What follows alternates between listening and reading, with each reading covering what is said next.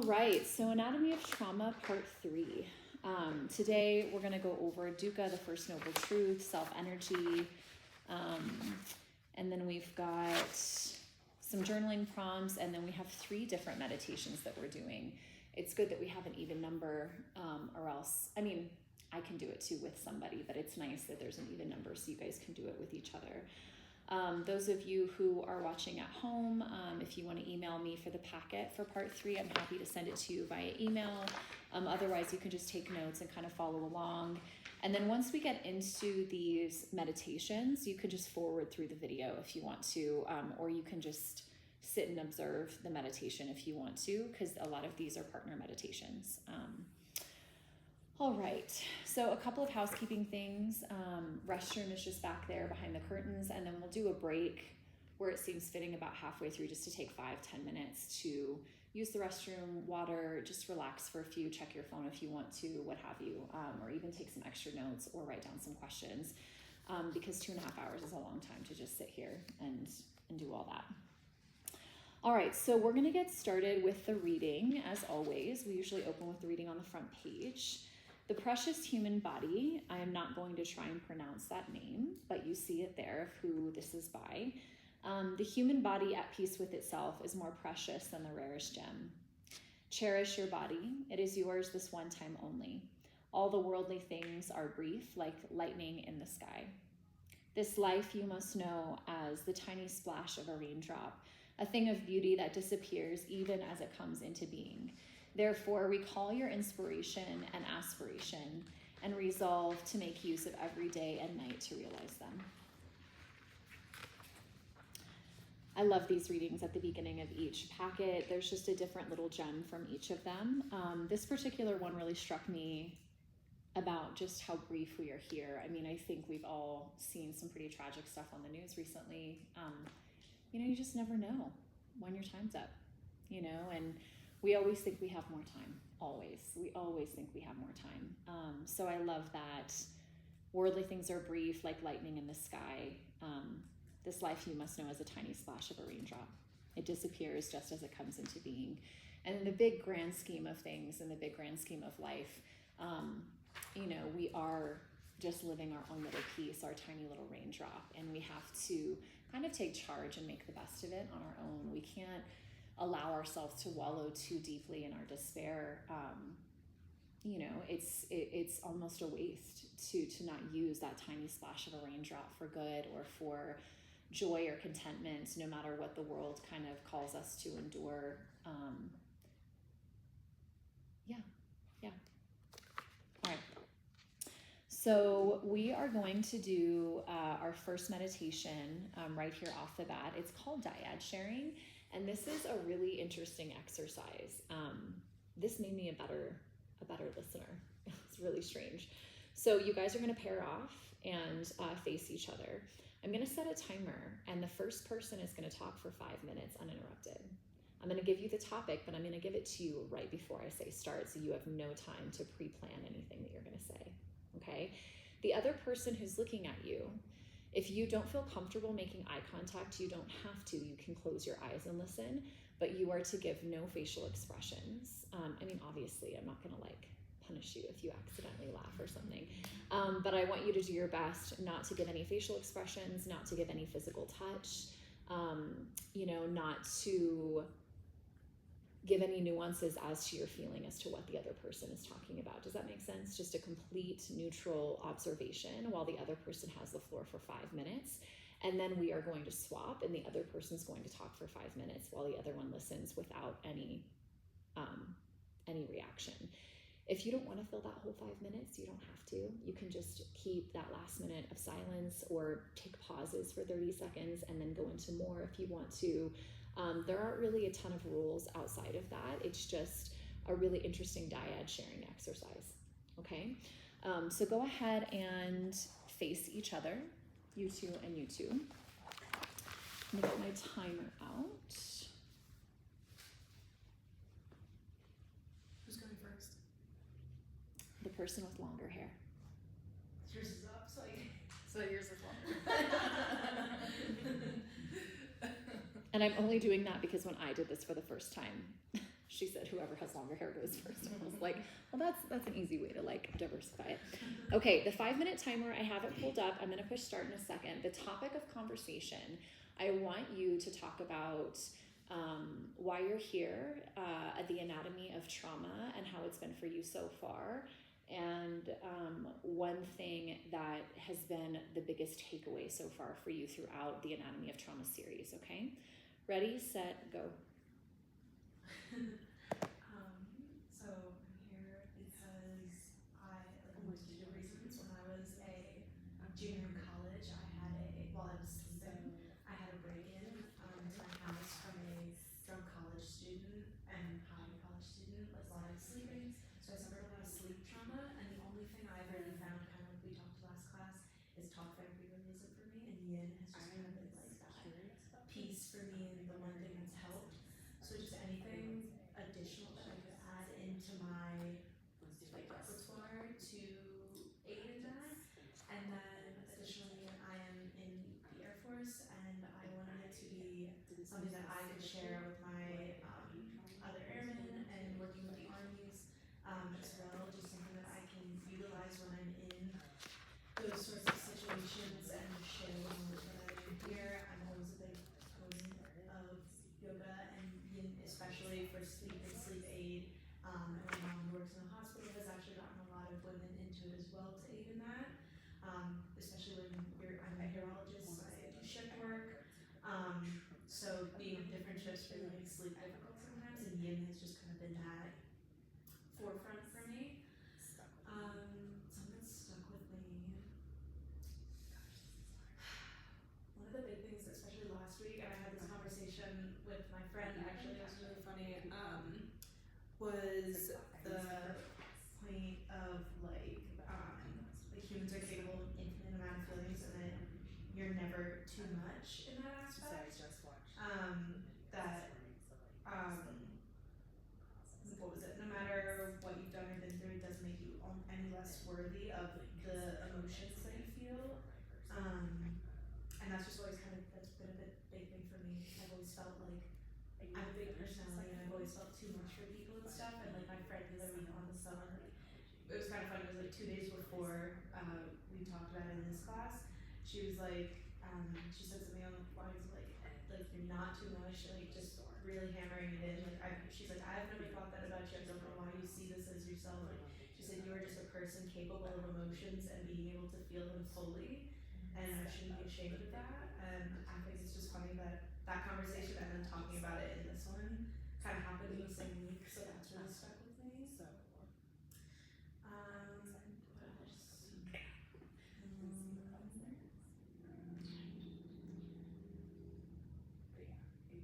I think another big point for me is always like getting uncomfortable or getting comfortable with the uncomfortable. I don't know if you go to like the weekly things or something, but like it's always every week I go, it's different with my tolerance of like sitting quiet and sitting with myself and how comfortable I am with that. Like some weeks it's a blessing to be in that absolute solitude and quiet, and other weeks I can't seem to get anything out of my head. And it's just becoming comfortable with that ebb and flow, and even if it's frustrating some weeks, but yeah, I don't know what else.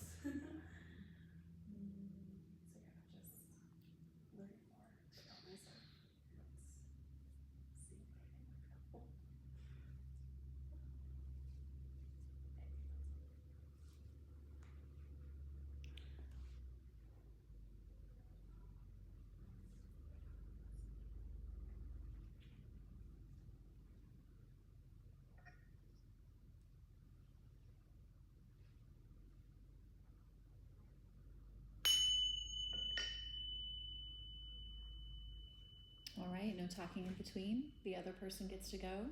Ready, set, and go. I also really like yin. And part of my journey has been being comfortable with myself and kind of learning myself more. And what brought me to this class was I live right down the road, which is also really nice. So I just kind of stumbled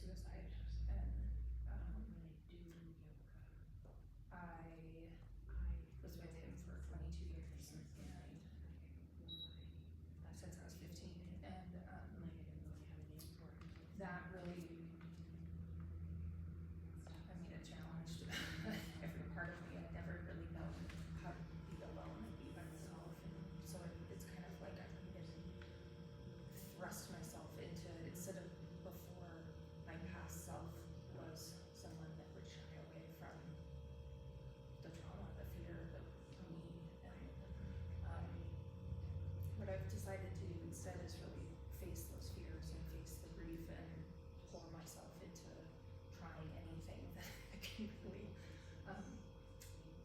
I think it came out of some sort of desperation, but it's turned into, as time goes on, more of a beautiful thing to discover and be comfortable. It really resonated with me. Something you said was really being comfortable with yourself in those quiet moments, and I just got goosebumps because it's like just the being in a yin practice and those quiet moments, really feeling your body, feeling yourself, feeling present, and like all of these things are like in some ways kind of like novelties to me, just because I realized how much I didn't know of myself. So one thing about this class that's been really wonderful, just leaning into more of that acceptance of who I am, being another thing that I've really needed is community, and so finding people with common interests, commonalities, being in a safe space has been really important for me too. I think I have a very like intellectual brain, so trying to find ways to learn more about how the brain works has also been really helpful. How trauma, how everything is all interconnected, and how maybe scientifically I can help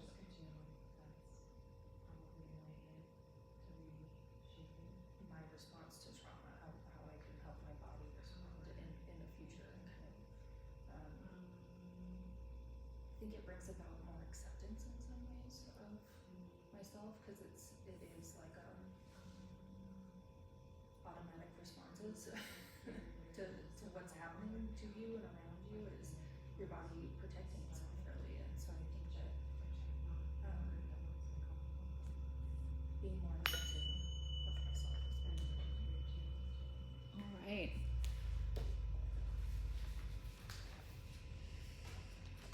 Okay. How was that? That was hard. What was your experience, each of you, being the sharer and the listener? What did you observe? What did you notice about that entire experience? I think it's interesting. Maybe it was, I don't know how their conversation went, obviously, but how open she was and like how beautiful that really is, and like just being able to like say why you're here and realizing, like, kind of touched on it last week, but everyone's going through their own thing, and like even though we're all here for a reason, like it's that community that we're here for, and like our own reason, but we're all here. Cool.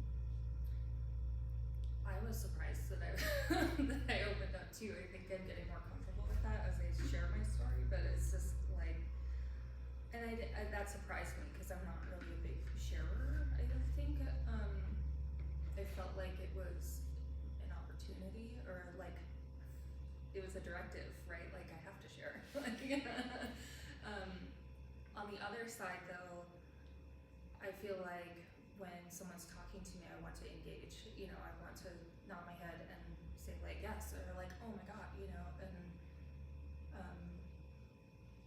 found restricting myself was challenging also. Yeah, I feel like that was the hardest thing for me, was to not, I know I nodded the whole time. I have a really hard time. It feels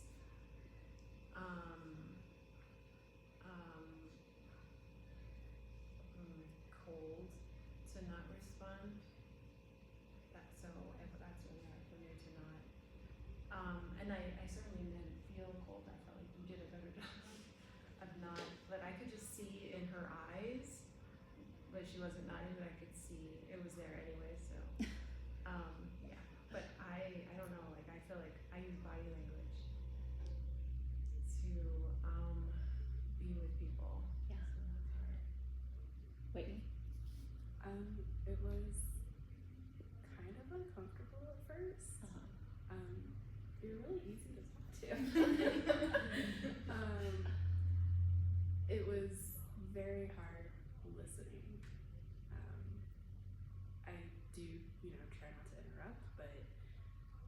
not emoting or not like empathizing or sympathizing was hard, and just like I want to ask questions and like show you that I'm engaging, but I can't.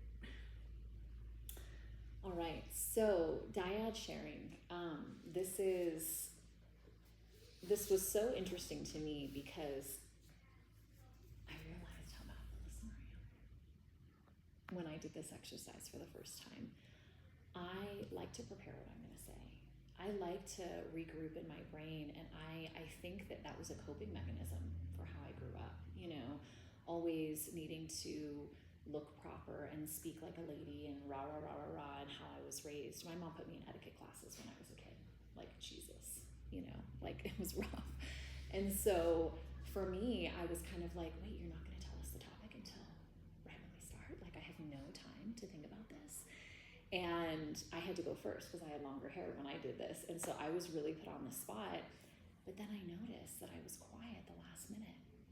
I had less to say because I didn't have as much time to prepare. And then I kind of thought about that, oh man, this is hard. I should know this off the top of my hand. The 8 limbs of yoga, the yamas and the niyamas. One of the niyamas is non-stealing. I think it starts with an A, aparinga or aparingata or something like that. I forgot the Sanskrit word for it. But non-stealing, it's not necessarily like I'm not going to steal from the grocery store. It's not stealing people's time as well. And when I did this exercise, I really thought very hard about how I listen and kind of how badly I have been listening, always preparing what I'm going to say next, rather than holding space for who is in front of me and who needs to talk to me in that moment.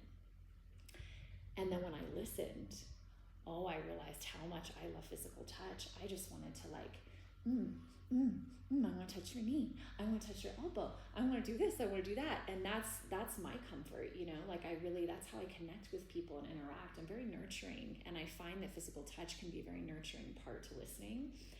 And also the judgment came in of facial expressions, you know, smiling, frowning, just your body language in general and how that affects a conversation. And when we're listening to someone's trauma or we're listening to someone's stories, it's really important that we give them that space to not show judgment and just hold space for them in that way.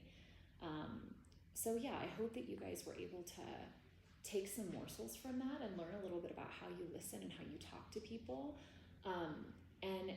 And I put you on the spot for a reason so that you couldn't think about this too much, so that you could just kind of go into your naturalness of it and see how that all felt, all these discomforts, right?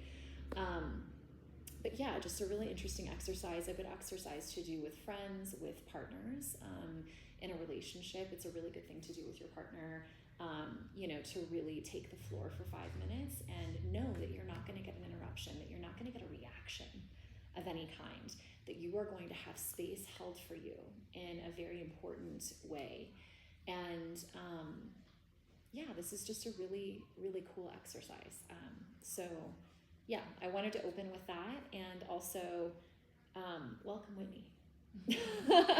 She got really thrown into the deep end this afternoon. She has been a student of mine at Cambio for a while, coming to my yin classes, and she had inquired after the first one when I was going to do this again. And y'all, this is my 3rd time through in the last 3 months. Like, I need a break from Anatomy of Trauma, so I'm not going to do this again probably for a year. And that's just for myself, so I could take the year and take a break and move into some other spaces with my teaching and go to some more trainings and stuff like that. But after today, I'll have part 1, 2, and 3 on video. So if you know someone who needs this information, just reach out and I'm happy to give it to them. But yeah, welcome Whitney. I'm sorry for throwing you in the deep end a little bit there, girl. Okay. Does anyone else want to say anything else before we move on about the dyad sharing? Beautiful. Wait, did you look at me like you wanted to say something? Okay. All right, so we talked about the parts to self our last time through when we talked about IFS, internal family systems. This really is a practice of acknowledging all the parts coming in, but also using discernment and adulting the situation, right? So do you remember how we kind of talked about it's not always available to us to go down a rabbit hole or acknowledge a story because we're at work, or we're at a dinner with our parents, or we are in the car driving, or we're in the middle of something and it's not a good time to fall apart or to fall to pieces or acknowledge whatever story is bringing us pain. So it's, what do you need, sweetheart? What can I deal with this with you in 5 minutes? Can I come back to this in 2 hours when I'm done with work and I have the space to hold for you and that story that you're dealing with? And so that's using discernment. That's adulting the situation, you know? And a lot of the times these stories, like we talked about last time, are younger versions of ourselves, and we are the oldest one in the situation. We are the wiser one. We are able to use that adulting and that discernment to kind of go, hey, not yet, not right now, we can't do this right this second, but I promise you I will come back to this. I promise you we will deal with this, or we will have this conversation, or you will be heard, you will be acknowledged. And maybe that's even after vacation. I'm on vacation right now. I don't really want to think about my trauma. I don't really want to acknowledge these stories right in this moment. I want to be present and enjoy my vacation, my trip, be with my kids, my partner, whatever the situation is. And maybe I'll put a note in my diary or my journal, my day plan or whatever, to come back to this the day after I get back from my trip and just know that acknowledgement will happen. And it's funny because when you do that, you might find that the conversation is a little bit different, knowing that you've had 4 days to rest before listening to that story or coming back to that. The important thing, though, is that you don't forget about it. And it can be easy, right? Just, we're going so quickly, we're so busy. It can be easy to forget about things that kind of come up. So make sure that you are taking the time to come back when it's appropriate, at the end of the evening, the next day, and a few days after your trip is over, what have you. But just, yeah, really adulting the situation and being the wiser one there. The parts all need to feel appreciated. They've been working so hard. A lot of these stories from our childhoods and from our past traumas, they are aching within the fascia. They are, really needing to feel appreciated and heard before they can start to draw closure. We kind of touched a little bit on that last time as well. So a good sort of place to start or move into some of that is asking what your story is and why did this become such an important part of your family system, right? So my father dying, that is a huge part of my internal family systems. That was a big pivotal moment in my life. I felt like I lost half of myself when he passed away, especially at such a young age. So, there's a lot of reasons there why that became such an important part of my family system. It's just a good conversation to kind of have with whatever story it is that you're dealing with inside yourself. And the answer is usually going back to survival. 9 out of 10 times. It's a survival thing. It really can be brought back down when you get into the why, and then the why of that, and then the why of that, the why of that. It comes into a survival place in the brain. Those are the spaces that we tend to hold on to in the body, is something that has to do with our survival or safety. How did you learn how to do that? If you didn't have to do that, what would you do instead? These are all just curious conversations to ask yourself in these situations, to ask your stories. What would you do if that part got promoted or went on vacation, right? So how would I live right now if my dad were still here? If I didn't have that trauma of watching him die of brain cancer and going through that, how would I be living right now if that story got promoted or went on vacation and wasn't a part of my life in this moment? It's interesting to kind of think about the ways that your life has changed because of different stories, and what would you do if that no longer was a part of your system right now in this moment? Sometimes that can bring appreciation. Sometimes that can bring an understanding of the reason for sorrow to bring joy or to change you in a very specific way. I wouldn't be a healer. I wouldn't be a yoga teacher if my father didn't die when I was 13. I would be working for him in his office because he owned a company, and I would have gone to school and I'd be still living in Texas right now. Like, I can just see that whole path of my life going in a different direction. And my life may have been easier in some ways, but I wouldn't be doing this meaningful work that I'm doing now that is just so important to me, and it brings so many people healing and just goodness and sweetness. You know what I mean? Not to say that I'm happy that that happened, but there's an appreciation there for the different moments in life that pivot you down different paths. There's an odd appreciation, there's a curiosity there even. Overworked or underappreciated parts are dying to tell their story. We must physically experience the acts of safety. The imprint of shock is in the tissue still long after the shock. So this comes back to the fascia, all of our tissues that are deep within the body, and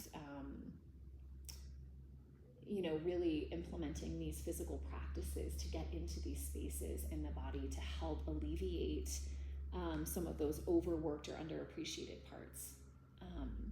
Myofascial is a really good release for some of those deeper stories, because we're really kind of honing in on specific areas and pinpointing a deep tissue effect into those things. When we take a yin class, we're stretching the fascia and we're breathing spaciousness and sweetness into these areas of the body, but we're not necessarily being as pinpointed as we are with myofascial. Did you have a question? No, I just yawned, sorry. Oh, okay. No yawning. No, I'm just kidding. All right. Are any questions so far? You're gonna do a myofascial, is it in March? Yeah, my next one is, oh my gosh, my timer was still going. Let me just double check. I think that it is Friday, March 7th is my next Myo Yin. And it's 90 minutes long. We usually have a full body experience with that. I like to do a little bit in face, neck, shoulders. Sometimes we get into the diaphragm, but those are really tough spaces to work through. And then we do a little bit of IT band, hips, sciatica. Sometimes we do calves as well, kind of going down through that space. And I try and do them quarterly. I teach a regular Myo Yin at the country club and the resort, but those are for members and stuff like that, and that was at their request, but those aren't public classes, unfortunately. And then I do a monthly yoga nidra privately. I usually cap it at about 10 to 12 students off Cascade at Roots of Luna. If you guys ever want to inquire about that, just let me know and I'll send you the link. But I do those once a month, and I like limiting them so it's like a more intimate setting, kind of like our Anatomy of Trauma. I'm starting to get into more small groups, if you couldn't tell. I just find that they're more safe energetically, and I feel like people are more open to feeling whatever it is that they need to feel if they're not in a room full of 20, 30 people. Now, my Myo Yin at Hadasana tends to get pretty full at about 25 people in that class, but not all the classes are like that. Let's see here. Our natural and immediate response is denial, our first defense to what's unbearable. The body registers the threat, but our conscious minds must go on.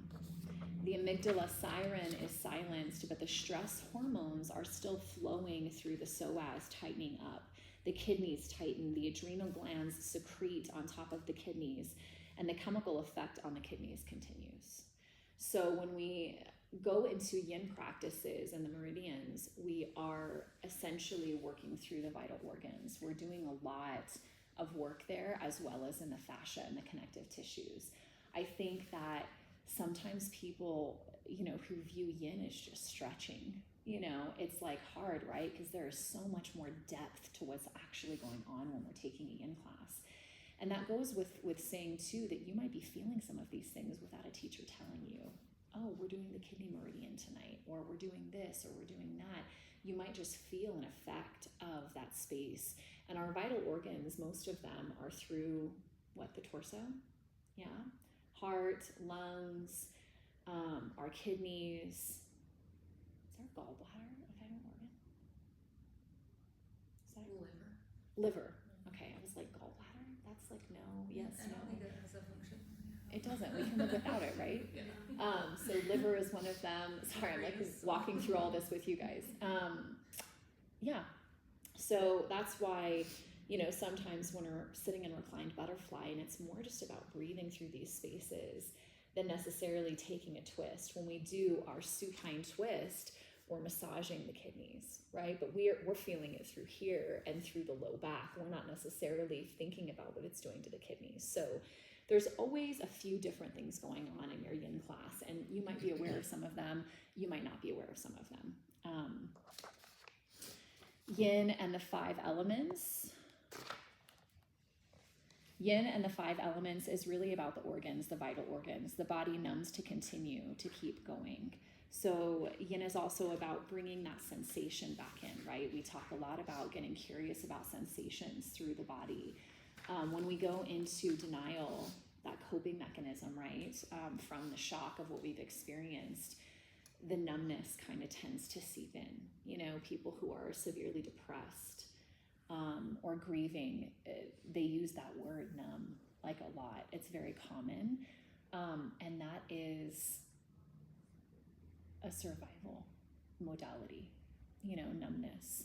Think about when you get drunk or when you're doing drugs or getting high, you know, there is a numbing effect to downers. I'll just say downers. You guys know what I mean by that, right? Like there's upper drugs and there's downer drugs, and the uppers, it's interesting, right? Because they, like cocaine and those different things, uppers tend to heighten you and take you the other way.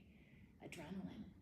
Have you thought about like adrenaline seekers, people who live very dangerously or who race car drive or jump out of planes hundreds of times for fun? You know, adrenaline seekers, there's something there with trauma as well and what that does to our systems, and people who become adrenaline junkies, I guarantee you that they have experienced some type of trauma and they have chosen to take it a different direction. To feel everything as opposed to numbing out, right? Just an interesting concept there with opposition. Does that make sense? Okay. A lot of trauma healing is about closure. Somatic healing is moving the trauma out of the tissues. So when I teach Booty movement, my next Booty class is Friday, February 7th. So that's next Friday night. Booty movement is dynamic movement, primal flow, high intensity interval training with a skeleton of yoga, and you're really working through somatics. So when I open my class, we might start in easy pose, and then we'll take a counterclock swirl, and that's your somatic. We're starting to release the tissues. We're getting into some of these tighter spaces to release trauma. And then we're bringing in, you know, some heart, some bowing forward, and then we're bringing the throat chakra out and back in. There's a lot of somatics in Booty. Booty is B-U-T-I, not B-O-O-T-Y, okay? There is a lot of somatic shaking. I don't know if you've read any articles about shaking and how good it is for your body to shake, which is interesting because when we go into shock, what happens? We start shaking. Our teeth start chattering. We start shivering. Shaking has a very interesting space to be held within our bodies, whether that's when we're going into shock or releasing that shit from the body. Like, get it out. Ugh. You know, like it makes sense when you really kind of think about it in some of these ways. So when it comes to any kind of sexual trauma, Booty movement can be extremely cathartic. If you know anyone that is, I don't want to trigger anybody, but who's been assaulted or raped or anything of that nature, you know, even spoken to in a certain derogatory way emotionally, Booty movement helps with this so deeply. It really just, it gives you the ability to come back into yourself, to come back into your body, to trust, to shake, to just let that shit go. We tighten so much from those traumas and those experiences. So yeah, get into a Booty class. We do them at Hadasana. Sarah Spence is my mentor for Booty. Her Booty classes are awesome. I try and take them once a month when I can. And there's a lot of yelling, but like fun yelling. Like fun yelling, not like screaming and being weird. I mean, that was screaming and being weird a little bit, but like just activating the throat chakra. Yeah. And sometimes we want to yell, sometimes we want to break things. There's a lot of hitting the ground in booty, you know, like release, release, release, shake it out. I remember my first booty class. We were in down dog and she was like, all right, now shake. And I was like, and I'm like, I can't believe that I'm struggling to do this right now. Like it just seemed so simple. And I couldn't shake my body. I was like, when did I lose the ability to just shake it out? Like, when did that happen? You stiffen so much from your stories. You tighten so much in the tissues. And these practices and releases like yin, like buti, nidra, they all are about the tissues in those stories, okay? And keep in mind, everyone has a different recipe. Like you might go to booty and be like, this isn't for me. I don't know if I need this kind of release. You know, everyone's a little bit different, but usually when we've experienced trauma, a little bit of everything is helpful. Yeah. All right. What would life have me know right now? The two most unwelcome teachers in our bodies are grief and shock. We must put on our examining cap and ask ourselves what's needed right now. So this is a good thing to get to know sort of your self-care. You know, I'm a Pisces. I don't know if you guys are into astrology or anything like that, but I was a swimmer for years. I love going to the ocean. I love hearing the water. I love taking baths. Like baths, I could sit in a bath for 5 hours and just keep refilling the hot water. Super wasteful. But I mean, that's like my guilty pleasure is baths. And I know some people who can't sit in the bath for more than 20 minutes and they're just like, what do you do for that long? Yeah, like some people are just, they're just not, that's not their cup of tea, right? You know, that soothes me. Getting a massage by someone I trust. I have a great neuromuscular massage therapist who was my yoga student for years, who's been through yoga teacher training. So she has a very yoga background and she gives like the most incredible massages, and I try and see her once a month, and that soothes my tissues. It helps me release. I hold all my trauma and my stress right here in the back of my left side of my neck. So when I start getting stressed out, this whole space in my body tightens because of what my tissues want to do in that moment. And so she spends sometimes a whole hour right here. So it's getting to know what works for you. Do you need to go get your heart pumping and go for a bike ride or take a cycle class or a spin class? Is that going to help you feel better? Is that what's needed right now for you?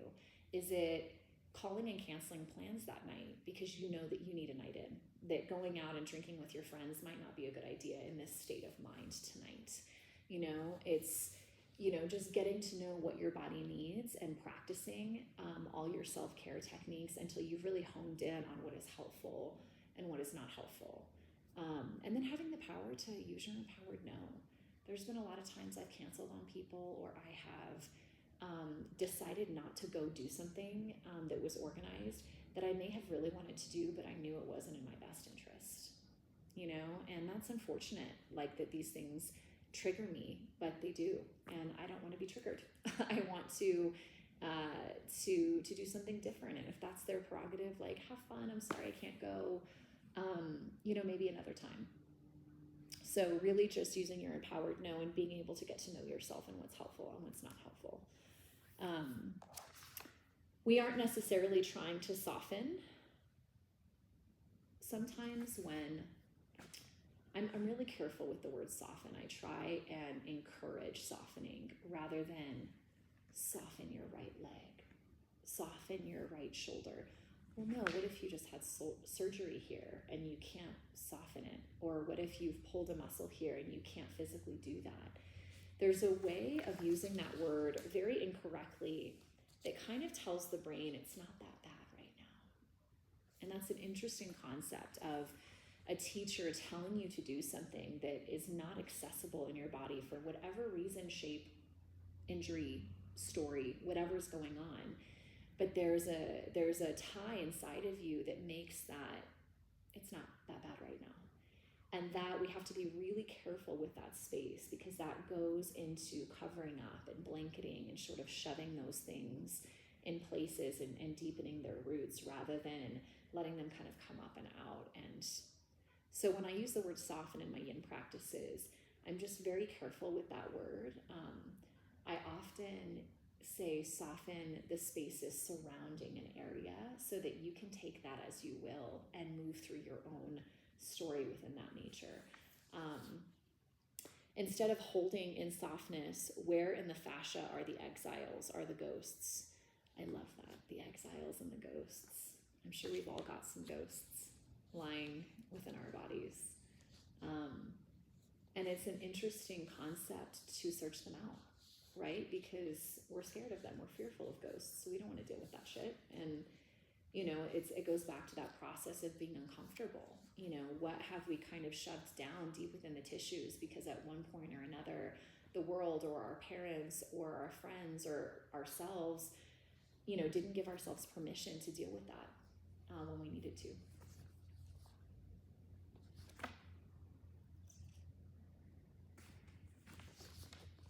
Any questions there? Okay. We are getting the fabric comfortable, reading the subtle body, and this is where that slide and glide movement comes in. I offer a lot of cat-cows in between poses. There's a really nice slide and glide movement I'm going to show you on this wood floor, if I can remember before we leave. It's a really interesting movement with the shoulders and a wood floor. And I can't always do it because some of the studios I teach at have like a cork floor that's really grippy, and you need like a wood surface and a blanket to really slide and glide really beautifully. So when we introduce the slide and glide movement in trauma-informed classes, we are really getting the fascia comfortable with opening up. Instead of just a regular yin class, child's pose, here we go, 5 minutes. Okay, half frog, here we go, 5 minutes. Like, and then you're just kind of, you're getting in as fast as you can, right? So that you're doing what everyone else is doing, what you're supposed to be doing. I love teaching yin, trauma-informed yin, because it really opens up that permission to explore, to listen to the sensations that are running through the tissues, to find different places of where the exiles are and where the ghosts are. And if you're just going from pose to pose to pose in yin without that slide and glide, you're just having a lessened opportunity to visit some of those spaces when you're in that moving meditation. Yeah? Okay, so I forgot to show you this. You may have already seen it. There's a dyad journal prompt, talking and listening. If you guys, I saw you taking notes, but there was a space for your notes right here. I'm sorry if you didn't see it. I forgot to show that to you. All right, we're gonna go through the 8 C's of self-energy. And this is how we embody our practice, essentially. So I read this and I was like, oh, okay. Like, this gives me a good outline of what words to embody, right? We talk about embodying a lot, and to strengthen that interoception within yourself. So we have calmness, compassion, curiosity, clarity, courage, confidence, creativity, and connectedness.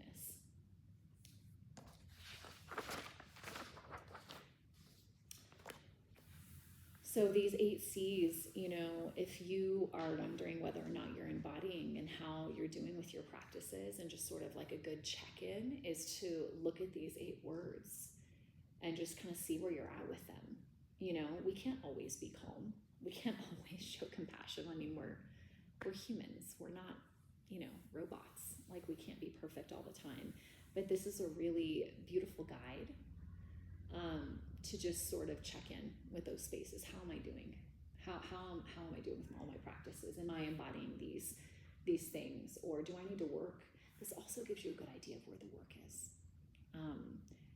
You know, I am feeling really shut down right now. I'm not getting curious about what I'm feeling. I'm being very judgmental right now and harsh. And I can tell that because I'm not feeling curious about what's going on. You know what I mean? Like, it's just a good gauge as to where your focus needs to be in your practice at that moment. And it's a good list of words to kind of just gander over before a practice. Like, before you go into a yin, before you go into a myo, fascial, before you go into buddhi, like, just take a little gander at these 8 words, put them in your phone, in your notes, or take a little screenshot, and just kind of keep those in the back of your mind in your little list for embodiment. Does that make sense?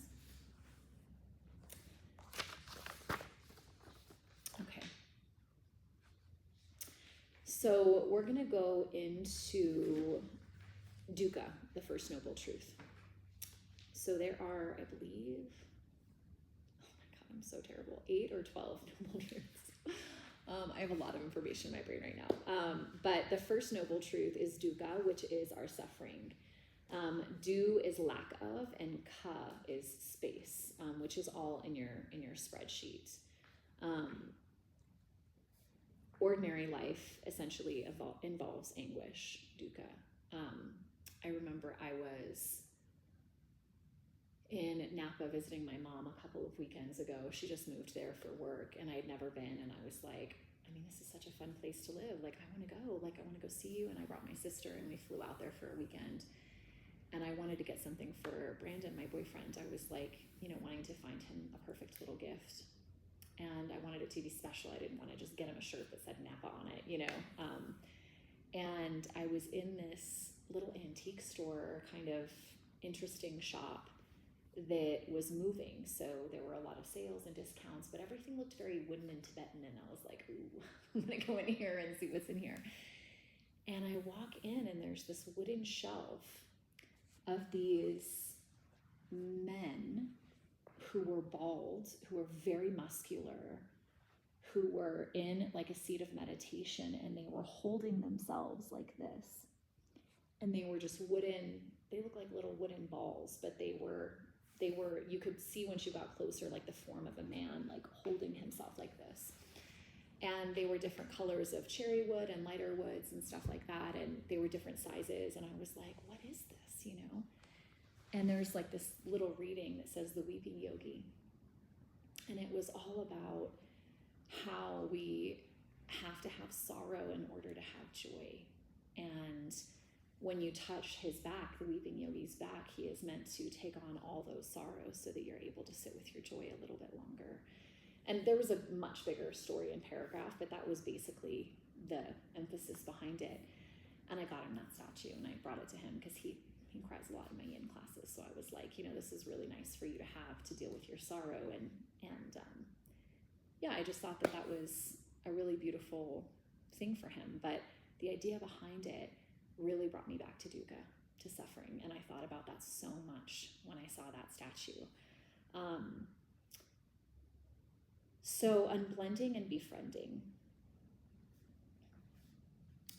Unblending, we are finding the parts that we're hiding pain and trauma, where we have repressed emotions, and we're focusing on them and then flushing them out.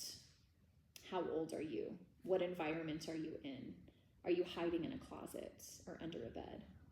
Is there a specific language or sensation tying into that story or part? Are parts communicating with you? What would you have me know right now? It doesn't define you. You as the witness, as the self. You can see it as a thread in your fabric, right? All these little parts, all these stories are different threads in the fabric woven through the fascia, holding the body all together. And you're bearing witness to that. You are a witness to your past self at this point. When you're presently going through something that's a little bit different, but your past, you're just a witness to at this point. And unblending is really sort of picking that all apart and getting down to that single thread in the fabric of your fashion, recognizing it.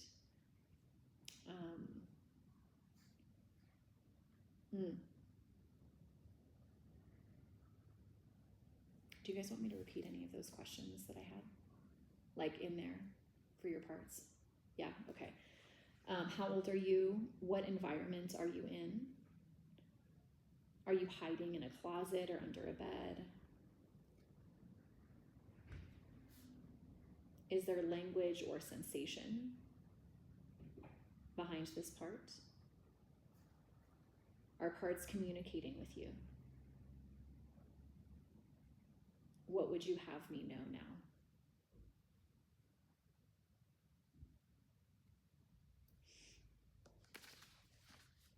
All right, any questions on blending?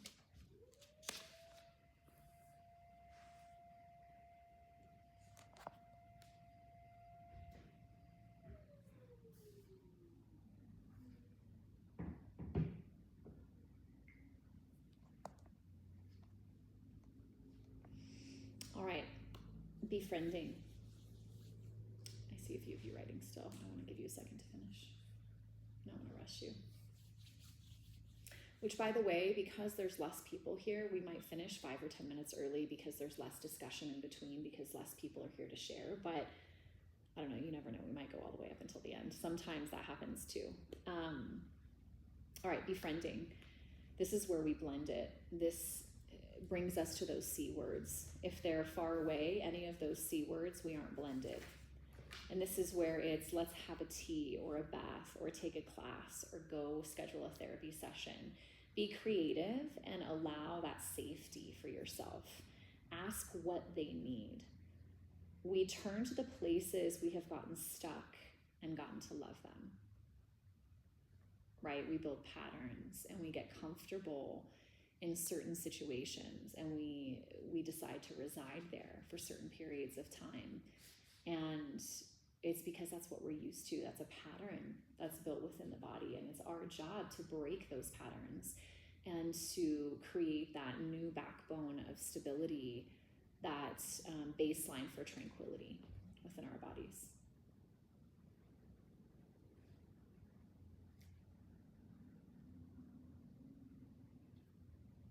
Any questions on unblending and befriending?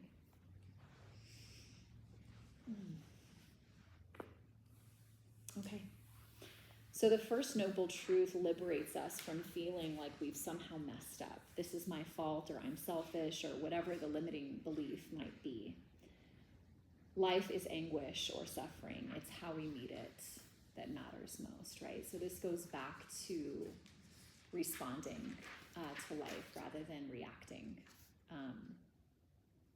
to what's happening around us. What suffering or anguish are we being called to at that moment in time? And instead of reacting, can we respond? Or how do we proceed? What do we need right now?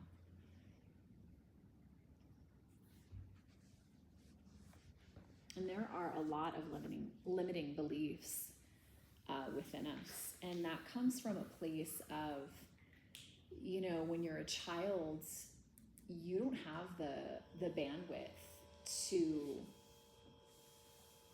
understand adults and to understand what their job is. It is so much easier as a child to blame yourself for anything that's going wrong. And I don't think parents realize that and don't mean, well, some parents are awful and they mean to do that, but some parents aren't trying to do that. But I don't think we understand when we have children that they will take it on their shoulders because that is the only thing they are capable of understanding if something does go wrong. And without realizing that, there's a lot of responsibility taken on children's shoulders that doesn't need to be there. And insert limiting beliefs. Like this is kind of where we start to, from childhood, build those mental patterns and those beliefs within ourselves. This is really interesting stuff, kind of getting to know all these things, right? Because how old are we? How old are you guys? I'm 37. Or I'm about to be 37. 23. I'm almost 39. Almost 39. 45. Oh my God, I thought you said 25. I was like, okay, 45. 36. Okay. So, I mean, you're a little bit closer to your childhood than we are, but I'm sure that, gosh, it's so great that you're doing this work right now. I just have to say that, like, to be called to do this at 23 is not common. And I think that's why you're finding that you're setting yourself apart from a lot of your friends right now, because they're just in a different place, you know? And everyone has the right to be in that place when they're 22, 23. But in saying that, My moments. yeah, but good for you. Like this is going to help you travel through your 20s and 30s and into adulthood really a lot better. I feel like I so wish I had this information. Like when I was 20, oh my God. Like I feel like it would have helped me so much. And like, you know, shoulda, woulda, coulda. I don't want to go back and like beat myself up or anything, but it's just interesting timing and like how things kind of fall into our laps at different times. And my point here is that it's never too late, you know, to discover these things about yourself, whether you're 45, whether you're 22, like you're brave enough to kind of go into this. Some people live their entire lives. They live to be in their 80s, 90s, 100 without realizing any of this, and they're living in their limiting beliefs their entire life. And that to me is very sad, you know, like that's not a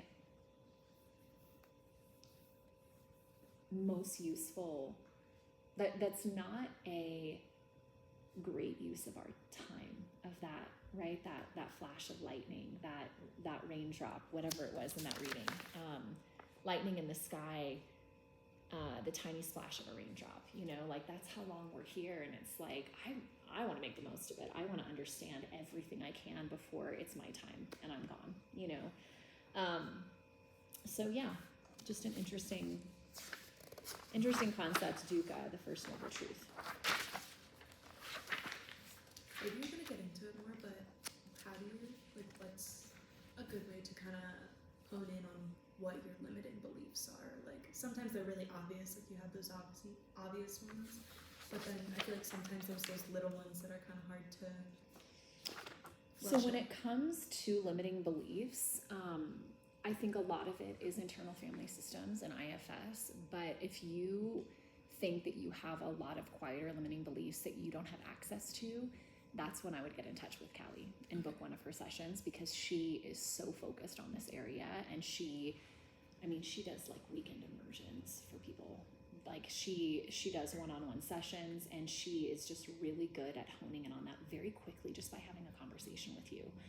I've scratched the surface on what I know about all of that, but I mean, when I had my 30-minute discovery call with her about that internship, she was like, okay, first month of our work is going to be to target your limiting beliefs. Like, you have a lot of fear going on. You know, got in this fight with your ex last year and he said, get a real job. And ever since then, you've been like using that to like fuel like all this shit deep within you that is just now become a limiting belief in your mind of what you need to do. And I don't know, she just got that from a 30-minute phone call. And I mentioned different things, but she asked me questions to kind of get to the bottom of it very quickly. And I don't know, it's wild. She's just really good at that. She's really good at what she does. And she's an IFS practitioner. I mean, she has her degree in it and everything like that. Because like you said, some of them are more obvious and then others are a little more hidden, and we have to do a little more work to find them. Yeah, I wish I had more for that for you. It's a good one. It's still an answer. Yeah, I mean, Resource. I at least can give you a direction, but yeah, I don't have any specific practices or work to discover some of those quieter limiting beliefs. I feel like I'm only hearing the louder ones that are speaking to me personally, and I haven't done a lot of work yet myself on those more subtle subconscious ones. And I think that I will when I work with her a little bit more later on this year, which I'm kind of scared now a little bit. but yeah, I mean, I think again, just it's really nice that you're wanting to look into that and just kind of get to know yourself as well as you can and have that confidence be built for your adulthood to really know yourself. Yeah. Okay. So, do we want to break? We're about halfway through, a little bit under halfway through. Do you guys want to go to the bathroom, grab some water? I'm so sorry, Whitney, there was a water thing right there. And I saw it when we were doing that dyad sharing, and I got up and walked, and I was like, oh my God, there was like water right there for her.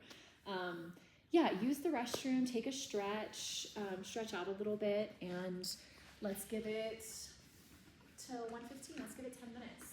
Let me know if you guys have any questions.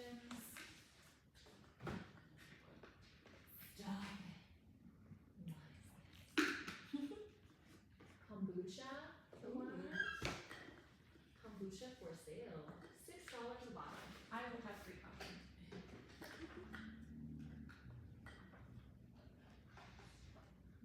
Okay, let's turn this bad boy on.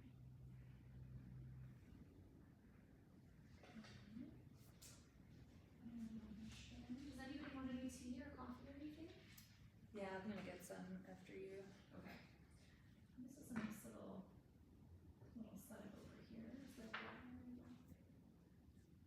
Okay.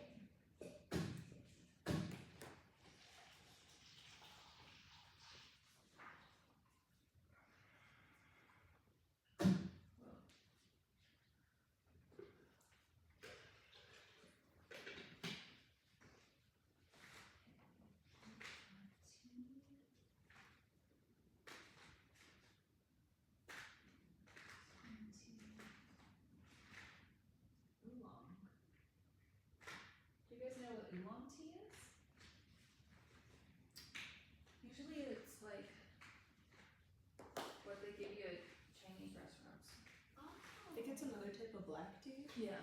Oh, it's a black tea. Yeah. I don't know if it's caffeinated or not, though. I'm assuming.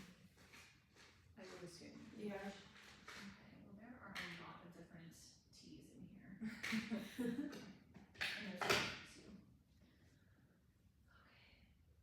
Okay. Alright, I'm gonna go use the restroom.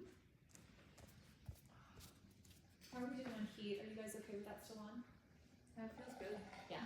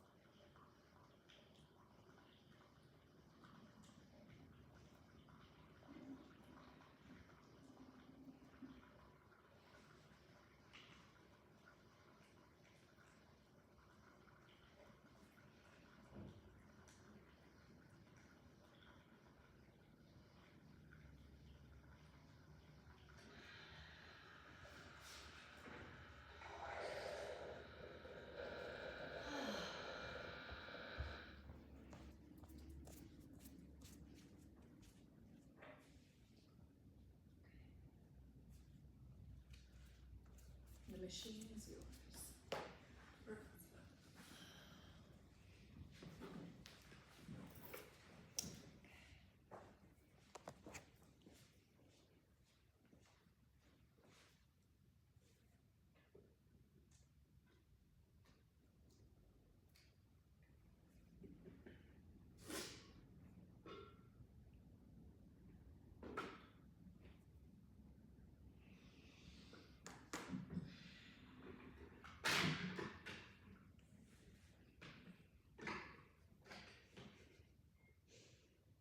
My partner is so funny. He's like, we have to make a loaf of dill flavored bread.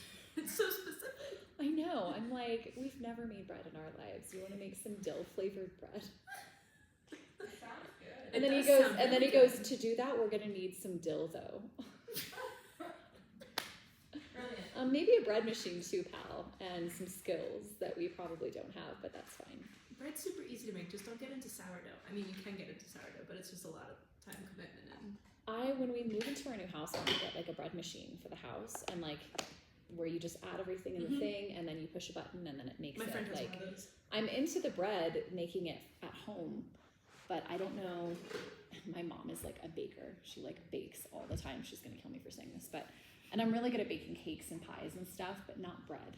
Like I'm just not a big bread maker. Well, most of the recipes you find are for sea level. They're not for up here, so you have to like either like slightly change the recipe for baking out here. So it kind of makes it a little more frustrating because it's like Yeah. more trial and error. A little more challenging. Yeah. Okay. Whitney, did you have any questions about 1 and 2? Did you get to watch those videos? I did. You did. Okay. I have a couple questions, but I can talk. Oh, you want to wait till after?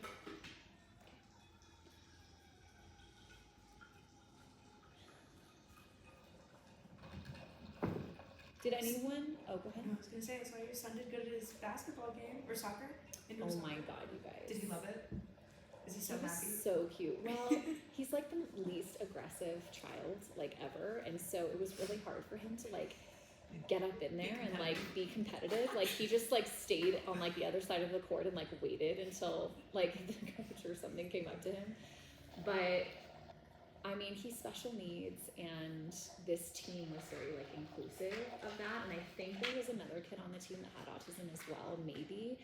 But that other kid was still getting up in there and like doing stuff, and we were like, Jacob, no, follow the ball. Like we were those parents like yelling at our child off to the side. So everyone else was just sitting there silently, but their kids were like up in there like doing it. But before the game started, I think that the other team didn't show up for some reason. So they had to like split his team in half so they could scrimmage. And it was fine. Like, this is everyone's first time here. Like, I mean, this wasn't, we weren't taking that seriously. They were like, no goalies, like 4 here, 4 here. And there were too many kids with the gray jersey on, but if you flip it inside out, it's red. And Jacob's favorite color is red. And so they asked if anyone wanted to switch to the red team because they didn't have enough players. And he was like, and so he switched to the red team, but they didn't know that, like, that's his favorite color is red, and that's why he did it. And so that's why he got the medal.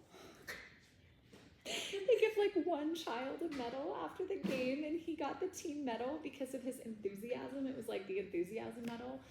And you guys, I was like trying not to cry so hard. I was like, this is so cute. And yeah, so his second game is today after this. I'm really excited to go. But yeah, just a new thing. You know, he showed interest in something, but yeah, I don't know if I would say he did well. I think that he had fun. And Good. I think that's the most important part. All right, we got our drinks. Nobody else needs to use the restroom? Okay. All right, so 3 methods for awakening through suffering. So number 1, creating a container for acceptance. So this is essentially developing the capacity for accepting life rather than resisting it or resenting it. Easier said than done, right? I'm still working on a lot of my resentment over things that have happened in my life. So if you're like, I don't really know how to do this, like, you aren't alone. This is a really tough concept. And that's why it's called a container for acceptance. This isn't perfection. This is a tool. This is a container where we're practicing accepting certain things, right? Practicing the part and practicing the state until it becomes a trait. So it kind of goes along with those modalities. We're cherishing the practice field regardless of how it's going. Another really tough one, right? I know some people who practice yin a lot, and they have these like really magical practices where they're just in it, they feel great. They had some like great mental work going on, and then they'll come back the next week, and the bar has been set pretty high at this point, and their mind is racing, and they're really distracted, and they don't sleep well after class, and it's like, well, fuck, like my last week was great, and the week before that was great. Why was today so bad? Like, I wasn't upset about anything. Like, what, you know what I'm saying? And then they get hard on themselves. Well, what did I do? Like, was it the poses? Like, was it this? Was it that? And it comes to sort of, that's where we're going, cherishing the practice field regardless of how it's going. So not attaching yourself to the outcomes of practices, or attaching yourself to, okay, so I'm going to practice this so that I feel this. Well, no, I'm going to practice this because it's a practice that should help with this, but we'll see. I'm still going to cherish this field of practice regardless of what happens. And that kind of opens up the possibility of other things happening that you never even expected, right? I feel like the less that I've attached myself and tied myself to outcomes in my life, the more amazing things have gotten. And that has been a practice. It has been such a practice to not attach myself to these outcomes. This last year of work of mine has been tremendous. I've had so many doors open and so many opportunities come my way, and I didn't really ask for any of it. I just kept putting one foot in front of the other, kept practicing on that field, kept doing what I knew that I needed to be doing without this like idea of an outcome. Sure, there were hopes there and there were some goals there for different workshops and things like that, but just kind of allowing it to be whatever it was going to be. And then if no one shows up to this workshop, what can I learn from that? Was it too close to my last one? Was it the material didn't quite hit right? Was it the description? Well, no, it was the week of Christmas and everyone was really fucking busy, and maybe that wasn't a great time to do this, right? Like, instead of, man, I'm never gonna do workshop again. Like, nobody came, I don't wanna do this again to myself. I put myself out there. Nobody wanted to, you know what I'm saying? Like, it's sort of leaving that door open to the possibilities of what's yet to come and what's yet to happen, even in failure, even in moments of difficulty. Cherish that practice field regardless of how it's going. And that's just a good way to show up to a practice, like a yoga nidra, myo yin, a yin class, a workshop, you know, just showing up, being open. I don't know that I've ever taken a bad yoga class. I've had different teachers where their cadence and their tone of voice like annoyed the shit out of me, and that was tough, you know, like, and it's funny because Kali, the girl who I learned all this from, the very first time she started talking at the Telluride Yoga Festival, I was like, whoa, like she was like talking like this and floating like that, and she just had this like thing about her, and I was like, whoa, like what's going on here? And I was kind of annoyed, like I was like, this is really bothering me. And then like the longer she spoke, I just got sucked in, man, and I was like, oh my god, like this lady is amazing, like I love her. And now she's like my mentor, and it's so funny because I had such a weird reaction when I met her to her mannerisms and her tone and her voice, and now I love her. She's just so sweet. But yeah, just being open to that practice field is really important, especially in healing work, in trauma recovery, in any kind of work around that nature. A lot of weird things can happen with sensation, right? You can start crying in a yin class and not know why. Like, or I've had, oh my God, you guys, I took a sound bath once. Oh my gosh. I almost forgot about this story. So I was helping my best friend. She was leading a yoga retreat up in Cascade, up in Florissant. It was like a weekend-long retreat, and it was for all of her clients. And she asked me to do all the food because I love catering for small things, and I'm so fancy. I have all these little fancy like individual dishes and stuff that I love to use for tarts and things. And so I catered and I did the food, and she also wanted me to do like a nidra, I think, and a yin practice over the course of that weekend. And she had this lady come in who works at one of the places I work. Her name's Missy. I probably shouldn't have told you that, but she did a sound bath. And I remember she came into this cabin and she had 2 wagons of props and things. And it was like so much stuff. It wasn't just like singing bowls. Like those are singing bowls over there. And some people just come in with their singing bowls and they set them up around themselves and they sit down. She had like 500 tea candles, like tea light candles, that were all battery operated, that we all had to switch on and put everywhere. And this cabin was small, y'all. Like it wasn't like huge. There wasn't this big room. We had to like move furniture. She had like 2 or 3 sets of singing bowls. She had chimes and she had gongs and she had like the whole setup. And don't get me wrong, it was beautiful, but there was a lot going on and it was a little stressful. And I remember I was helping set everything up, and we had to move a dining table, and I stood up really fast and I hit the top of my head on the chandelier, like on the light fixture, really hard. And I was like, oh my God, this is like so overwhelming. And then the sound bath started and I laid down. And as the sound stuff was happening, and I normally love sound baths, she was playing and I just started getting really angry. Like I can't explain it.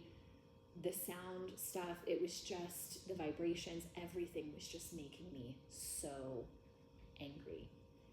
And I've never had this happen before. I've been teaching and practicing for 7 years, and I've never gotten angry like this. And it got to the point where I had to get up and go outside because I was just like 45 minutes into this hour-long sound bath, I'm just like shaking with anger. And I don't know why. Like, I don't know what was going on with me. Like, but I wanted to acknowledge it, and I wanted to like give myself space to like work through it. It was just a very strange reaction. Like these types of healing practices, sound healing, nidra, yin, myofascial release, anything booty, you know, like all these things that are releasing and sort of combing through the fascia, combing through that fabric, we can have some really interesting reactions. And it's really important that you give yourself the space to feel without reacting. Like, I didn't want to like go off on Missy and be like, that sucked, you know, or da da da da. No, I knew that was just me. Everybody else loved it. There was something going on with me, and it released something within me. And this was before I knew all this information, but I guarantee you that there was a story, a part somewhere in me that, and I think it had to do with control and like loss of control and controlling things, that I didn't like how she brought all of that stuff in and how she didn't minimize what she was putting out. We didn't have time to set it all up. It was stressful. Like, I would not have done it that way. And I think there was just a part of me that got really angry about all of it. And my point is just like, give yourself space in these practices, because you might have some reactions and not know why. But it's important that you work through that, because that is the work that we're doing. That's the acknowledgement, right? Leave room for all the parts to be. I just literally explained all of that. Just leave yourself some room to cry, to get angry, to be happy, to feel whatever you need to feel in these practices. Now, that doesn't mean you get to treat anyone like crap or react. It just means that there's space for you. There's space for that story, for that part that you're dealing with within your body, okay? So all three of those points go under the create a container for acceptance. Oh my goodness. Number 2, build the altar of the inner body. So this is our hara. The prana pond, the elixir field, the inner domain of safety and trust, sitting in a place of difficult without feeling contracted. Really building that inner altar and cultivating it through these practices, visualizing it through these practices. Just a really, really important part of our work. You have to trust yourself. You have to take time to build that trust or strengthen it if you've lost trust. Like, let's say,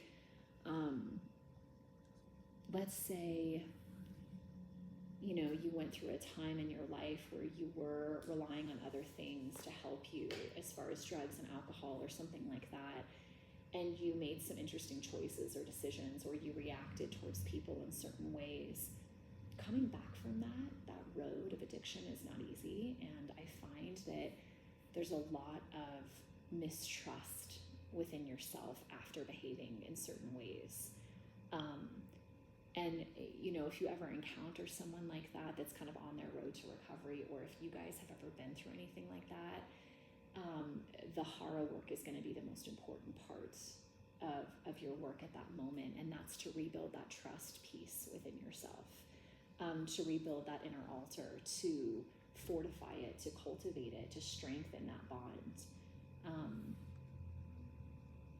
And this helps us to inquire difficult situations without feeling contracted. Someone coming up from your past, hey, last time I saw you, you were a dick.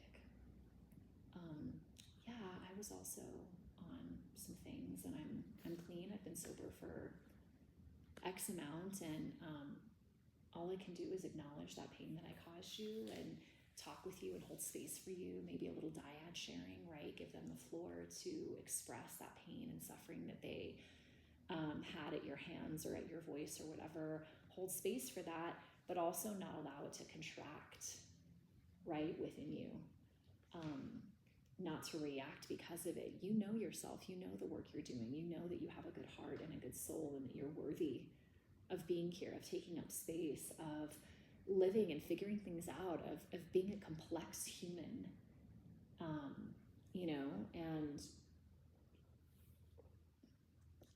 and that's kind of what that ties into, that altar of the inner body.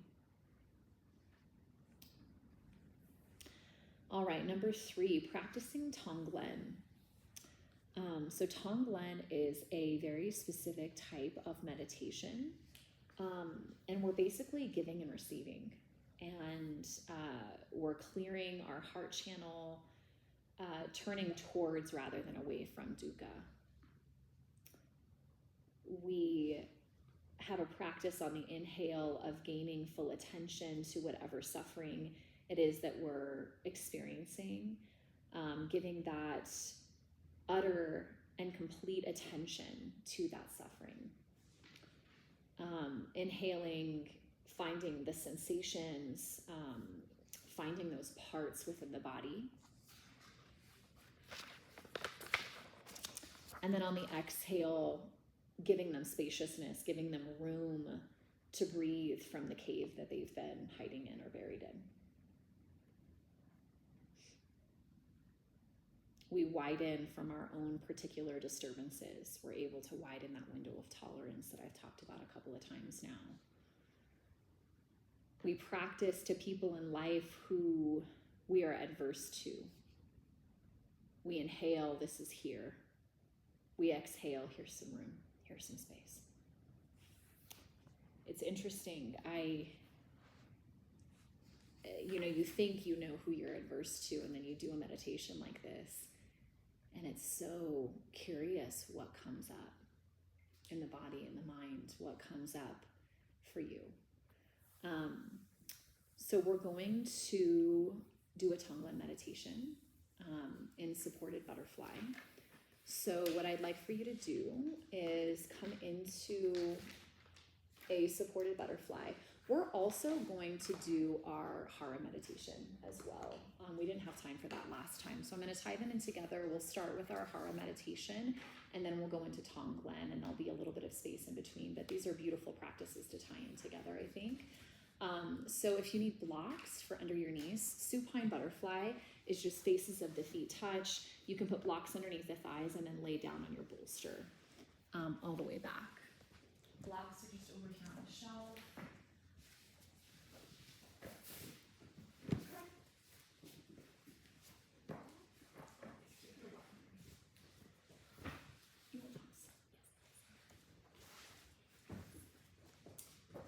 Okay, so yeah, come into your supine butterfly. Blocks underneath the thighs, faces of the feet touch, and then put your bolster a long ways behind the spine and go ahead and come all the way back onto the bolster.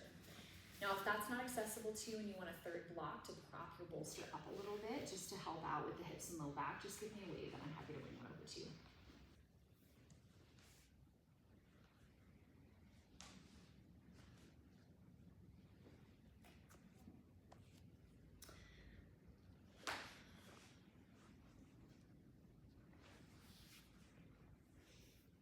Just start by allowing the heart, the shoulders to fall open and go heavy. Shift the breath into the low belly.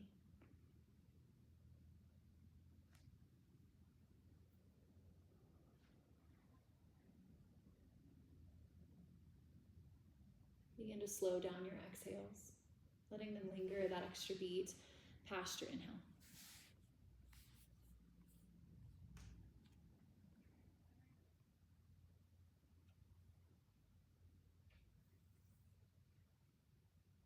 Soften the low jaw.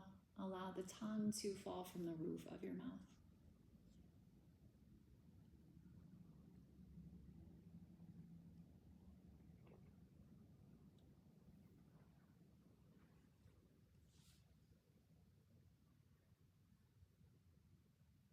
Observe that space in between the eyebrows, your third eye. Our first wisdom realm. Have you been overworking this space, making choices and decisions from the head and nothing else?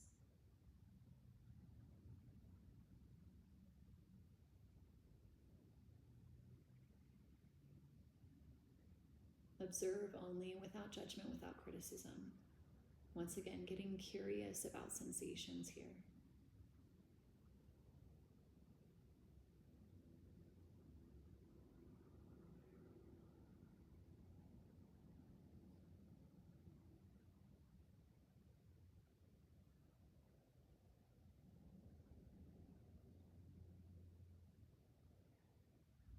Bring your awareness into the center of the chest, the heart.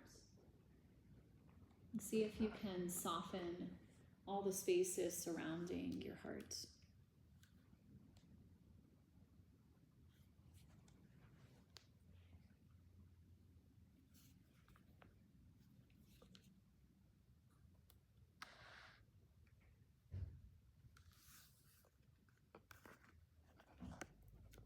Focusing on that second wisdom realm, the heart space. How are you holding your heart today?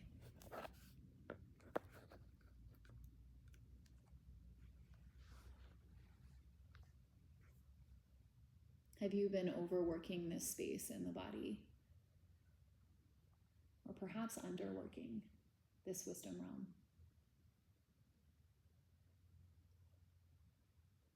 Have you been making decisions and choices leading with the heart and the heart only?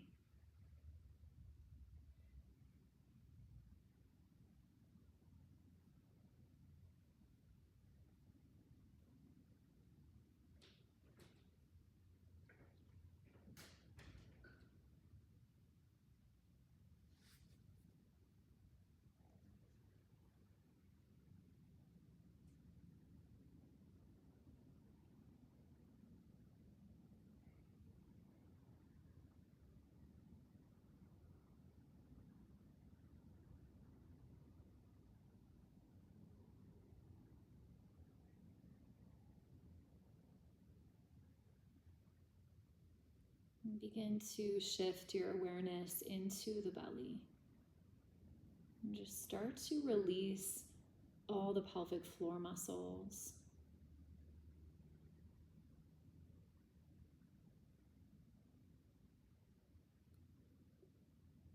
And just let the gut relax and soften here.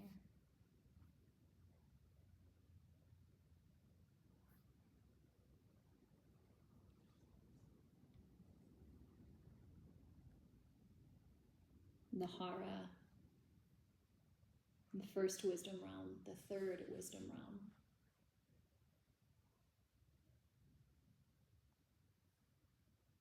Can you breathe into the hara, giving it that spaciousness, that sweetness?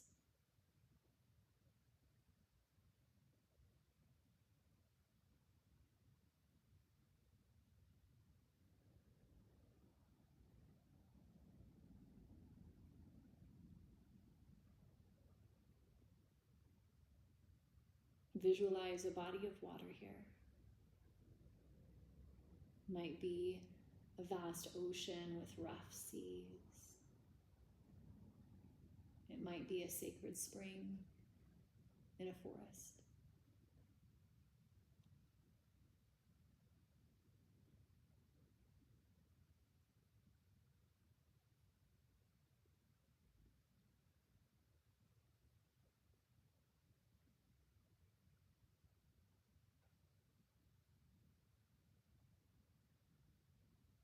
As you breathe into the hara, see that water calming, slowing, beginning to flatten.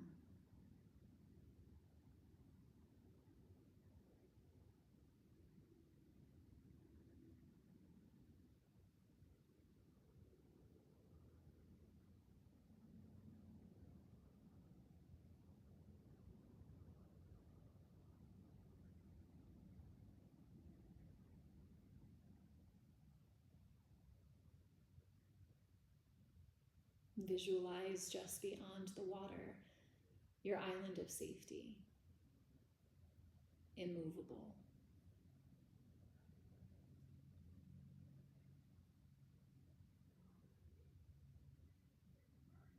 The space that is sacred within the body, our inner altar, untouched, unwavering, where our root chakra and sacral chakra lie.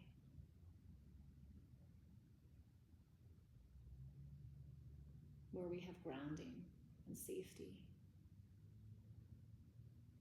security, our home.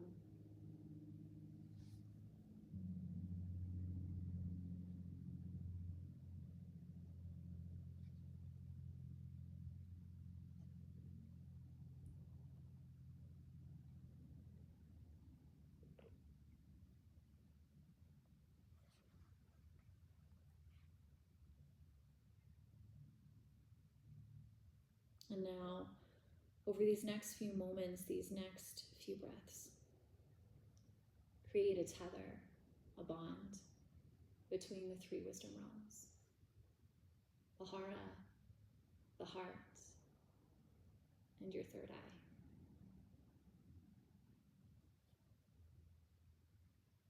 And as you breathe, see that tether grow stronger, more malleable.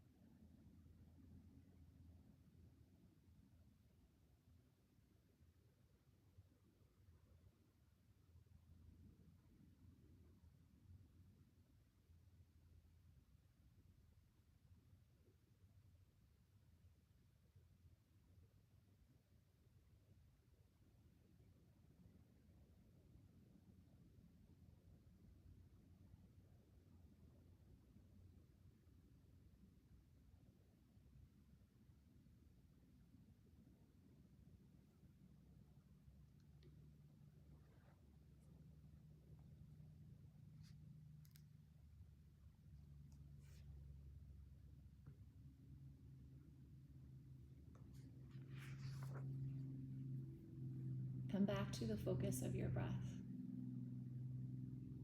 Inhaling into the belly, the ribs, the chest. And on the exhale, feeling that wave slowly taper back down.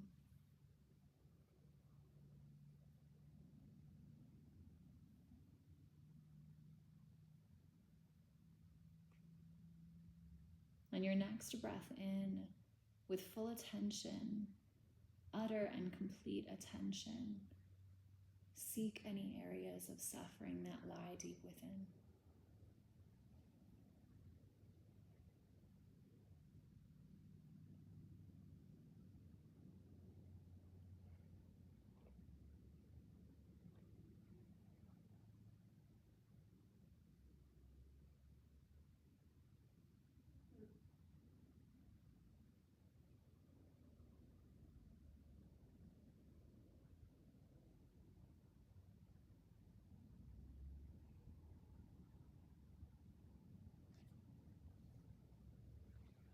Inhale into any sensation.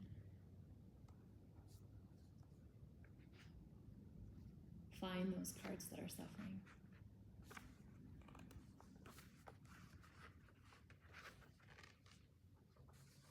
On your next exhale, give your suffering spaciousness.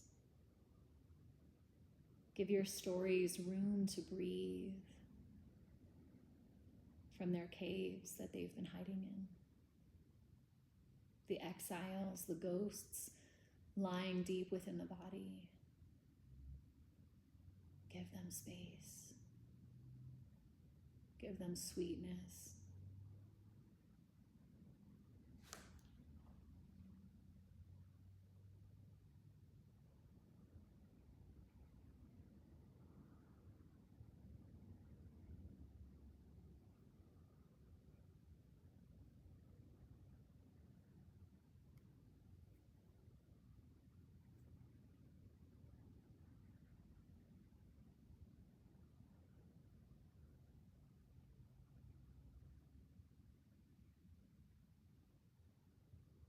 Over these next few moments,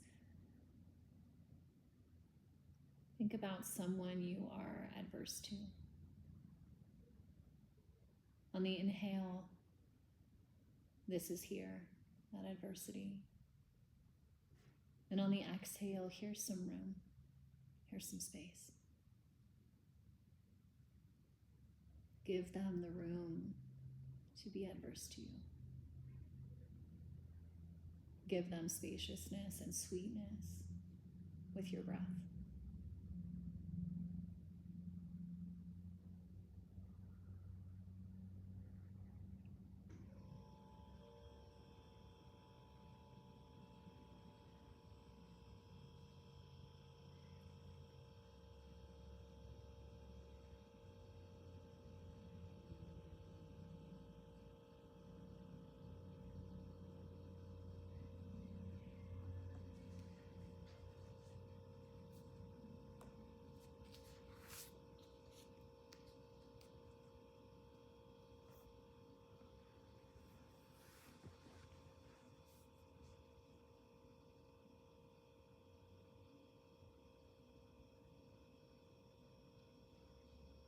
Begin to deepen your breath. Find some small movements in the fingertips and toes.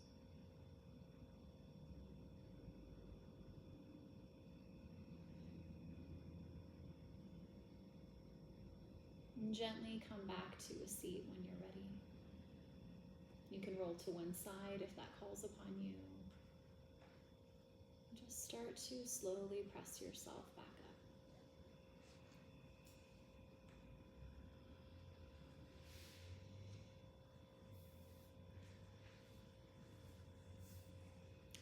All right, you've got a space in your packet. Tonglen meditation down here at the bottom of this page. Take a few moments to journal about anything that you want to jot down about those two meditations. We did our Hara meditation for about 10 minutes and then our Tonglen for another 10 minutes. So you guys were in meditation for about 20 minutes there. Really? Mhm. That felt so quick. Wow. You okay? Mm-hmm. Take a few notes, just jot down a few things while it's fresh, and then we can share in just a moment or two when you guys are done jotting down notes.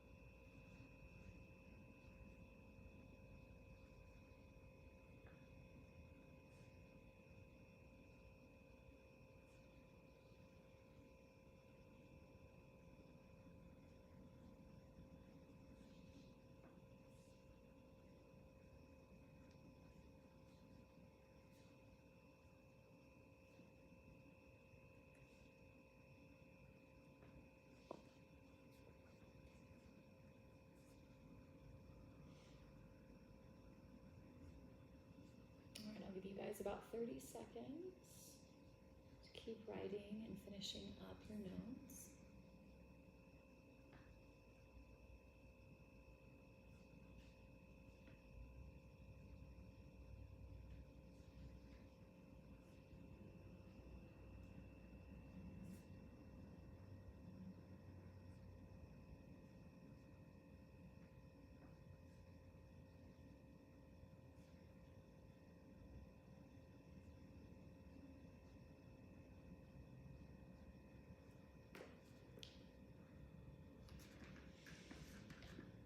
All right.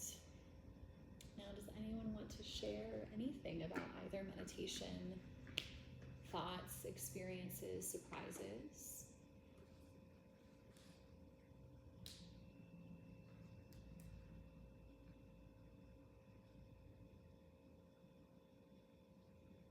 I had like an immediate reaction with the first like breath in when we were doing the part with like thinking of like where you're holding that grief and Oh, stuff. the suffering. Yes. Yeah, and then each like slowly realizing and like it's softening with each breath out, and Mhm. like it's not like obviously an immediate change or anything. It's just that softening and feeling yourself open. Mhm. Same with just realizing like in that how tight and closed off my heart has been since last week with my grief and heartbreak. And I always say to myself like, oh, I'm still kind, I'm still soft, but like really like physically doing that and allowing myself to not, I keep wanting to like rush through all these emotions, Mhm. but letting myself sit in them and open that space to them. Mhm. Beautiful. How did you like the Hara meditation? I like that a lot.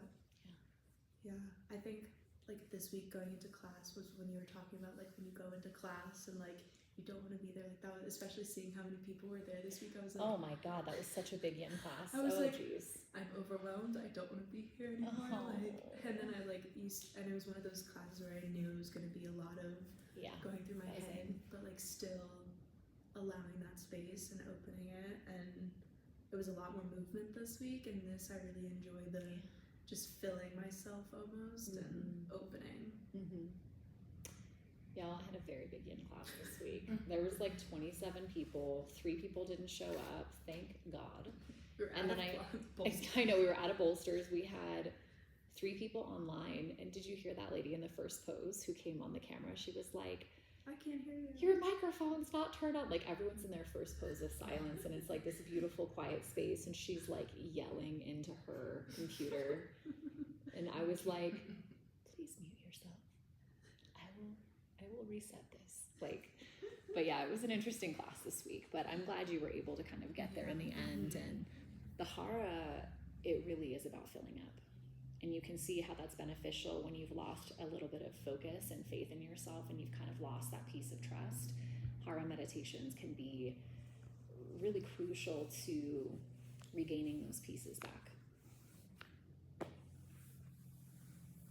Did you guys enjoy them? Any surprises? It felt kind of like I love guided meditations, so like visualizing the island of safety was really powerful for me. It almost felt like, I guess that was kind of surprising because it felt kind of like a relief, like, oh, it's there, you know, like I have one. Yeah. And I think I wasn't necessarily surprised by where I was holding the suffering or the Anguish. but I was able to like breathe into those spaces and like release some, and so I thought that was really powerful. Also when you did instructed to do the tether between the 3 realms, I was like there was something, you know, when you're closing your eyes and you just see kind of like flash, it just felt, it was very like warm and very like Good. I don't know, that was a really good experience for me. Good.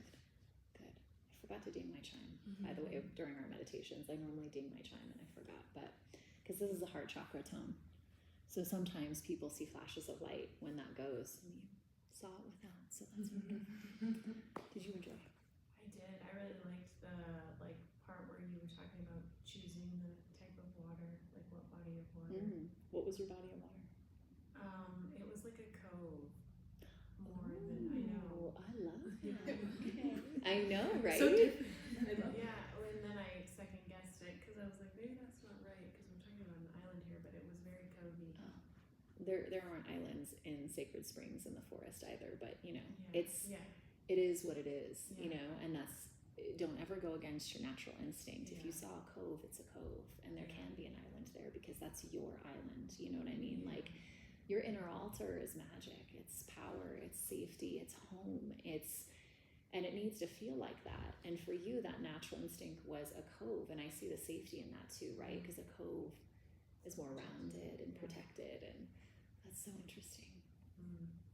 It's pretty. It was pretty. Yeah, that's nice. Well, now you guys have these inner altars, and they're built. They're there. You have one. Oh, you have one. And Whitney, how was yours? Was it okay? Yeah? Did you enjoy both meditations, or did you have any questions or thoughts or experiences?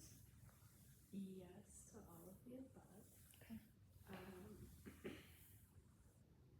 The second one was hard for me.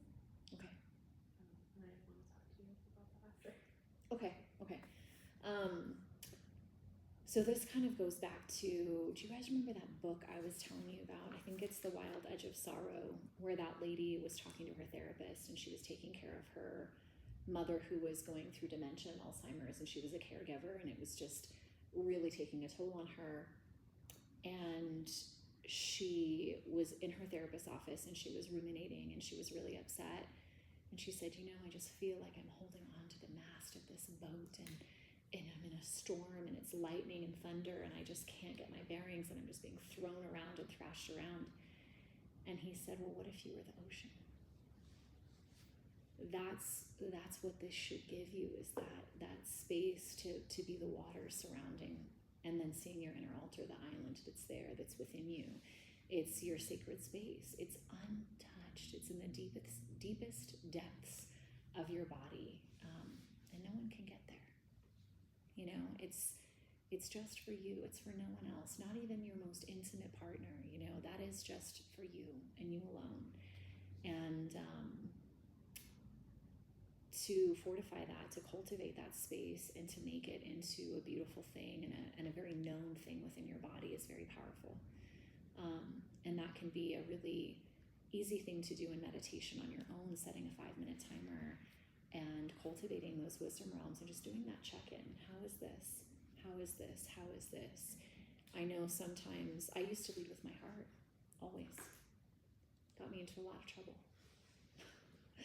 And now I bring these two other wisdom realms into play a lot more often. Things feel more balanced, more evened out within my decision making. And with enough practice, right, something becomes more natural to you. Lots of old patterns needed to break with this heart space of mine just being so overworked and overburdened on a constant basis. We needed to strengthen those other two spaces to get into to get into some new balancing safety space. All right. I love all of this so much. Because these are the tools, you guys. These are all the tools. We're now wrapping up, you know, some of these things, and I'm sad that we're wrapping up, but I also am excited for you guys to see what you're going to do with all of this in your life, and to just have this tool chest, this tool bag of what you can take with you and what practices you can do, and how to walk through the suffering in your life that you have yet to encounter, or that you've already encountered. Okay, so we're going to go into, we have one more meditation and we have journal prompts. Do you guys want to do journaling first to break it up a little bit and then finish with our meditation, or do you want to do the meditation first and then journal to finish up? Because we just sat through that kind of long meditation. Let's do journaling first, and then we'll seal it with that meditation, okay? So I've got 2 journaling prompts for you, and I want you to, I'll give you guys about 5 to 10 minutes, depending on how much writing I see. If you guys wrap up a little earlier than that, that's fine. And then we'll share a little bit and then finish our practice with our Dukkha meditation. So our journal prompts, how do I respond when there's too much to do? You guys have it in your packet. And then the second one, how do I respond when there's nothing to do? So go ahead and work through those. I'll give you a few minutes.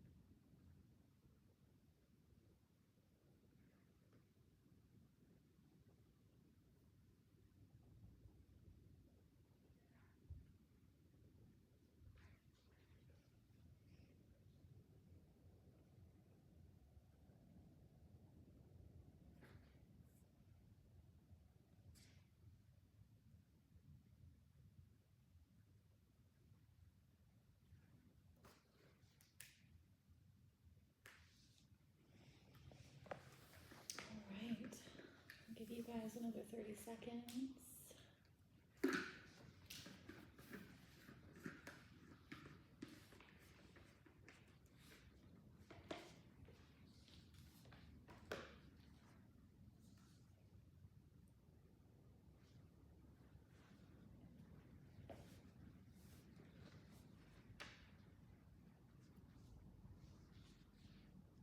Okay. Interesting questions. I'm just kind of diving deeper into some patterns that you might have that you're aware of or unaware of in the body. Noticing what your responses are when you're busy, and if that perhaps awakens different triggers within you, or when you have space to acknowledge, you know, some stories when you have time alone, you know, how do you respond to that? Last night was one of the first nights I've had by myself in so long, you guys. Like, my boyfriend didn't come over because he had dinner with his mom. I taught a workshop. The kids were at their dad's. And I came home to my dogs, and I had laundry to fold and dishes to do, and I just laid there. And I did nothing. I put on Schitt's Creek, and I just, like, laid down, and I just scrolled and, like, had a glass of wine, and I was like, I just can't think of the last time I just had a night off, like, without anybody or anything, and it felt so good. And I realized I need to do that more. I was like, I need more time to myself. I haven't been taking a lot of time to myself lately, and it's so paramount. It's so important. But it was interesting how my body received that. The first 5 or 10 minutes, I was like, what do? I need to do this, and I need to do that, and da-da-da-da-da-da. And then I was like, no, that can wait. Like, chill out. You just want to lay here, so just lay here. There's no guilt involved. There's no nothing. Just relax. Give yourself permission to just sit. And it was weird, but it was necessary. And when there's too much to do, I get really stressed out. You know, I get complacent. Things bother me easier. And I get very anxious. When I feel rushed to do anything, I get anxiety. And there's not enough time. I get emotional. If I'm late to things, I'll start, like, crying. It's, like, so weird. And I'm like, why are you like this? Like, what is happening to provoke this response of emotional, you know, an emotional response to being late because you couldn't control the traffic, or you, whatever, you know? It's just an interesting way to kind of go into some of our triggers. Does anybody want to share any of theirs? Or any surprises? I'm a lot better when I have a lot healthier responses when there's more to do than less to do. Wow, okay. Like, I am very much so, like, I can pick a task and just go when there's too much, as long as I'm doing something. But when there's nothing, I often feel, like, very almost claustrophobic. Like, and this has definitely helped, but, like, when there's nothing, and my friends, like, they'll all point out too, they'll be like, now let's do one day, you'll know how to just sit and do nothing. But yeah, it definitely, like, helped me realize, oh yeah, they're right.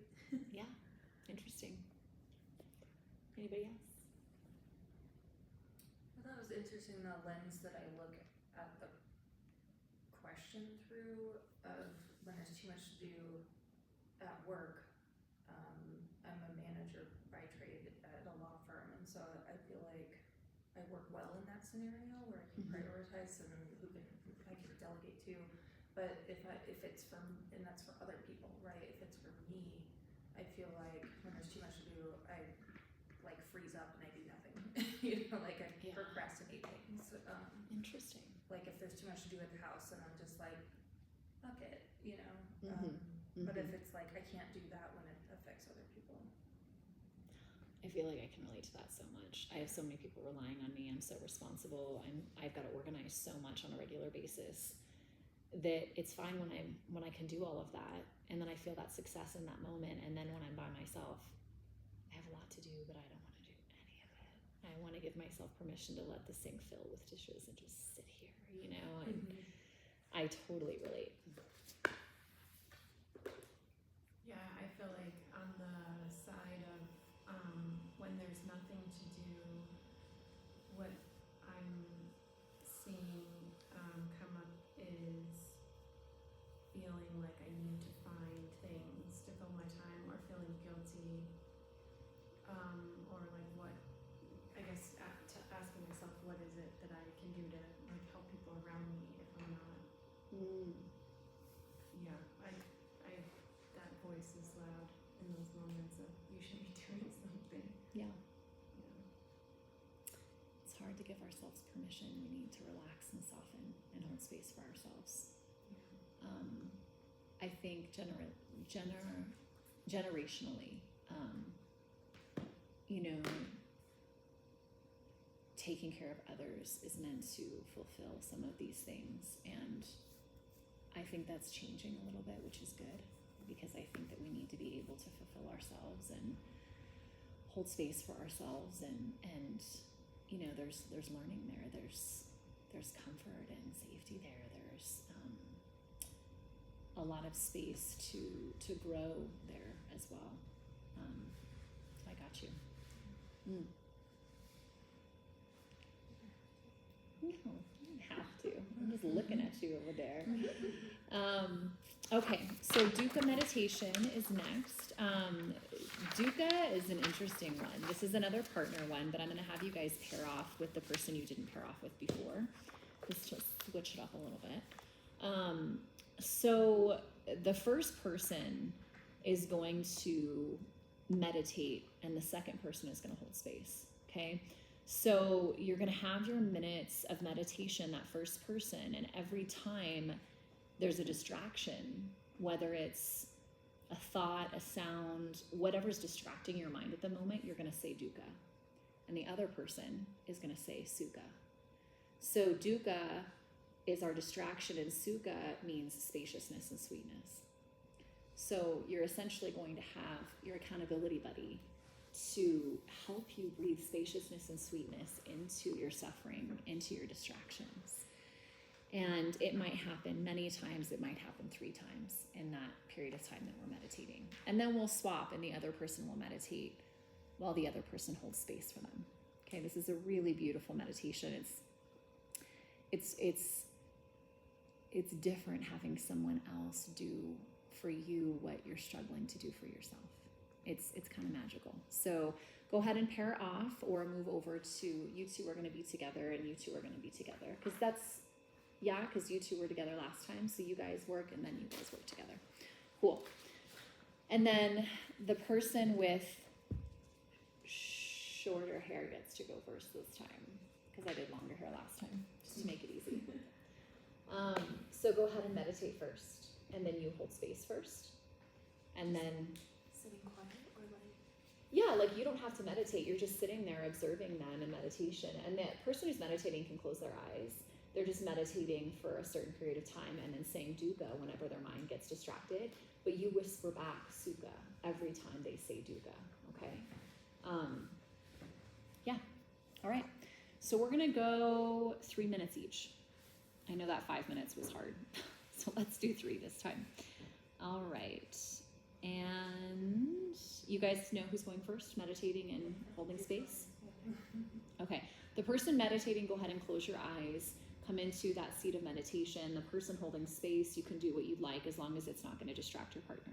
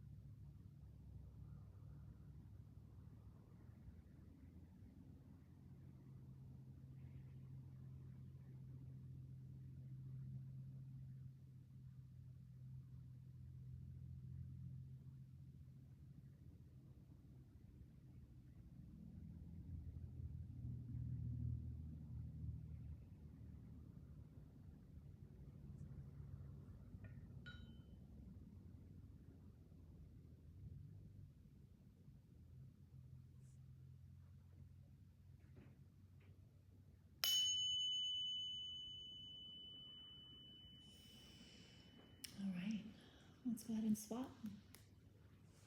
Ready, set, go.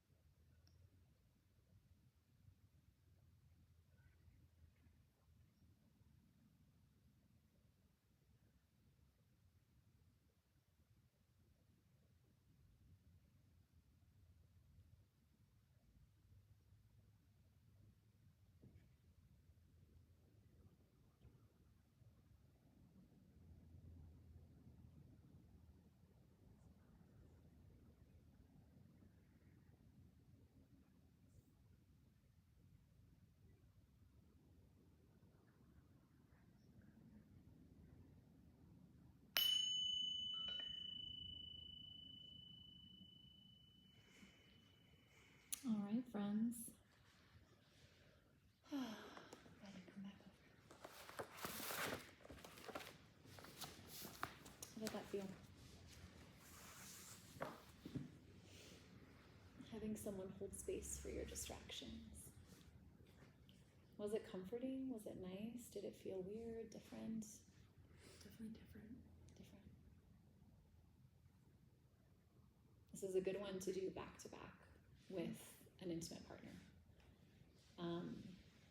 A good way to build intimacy,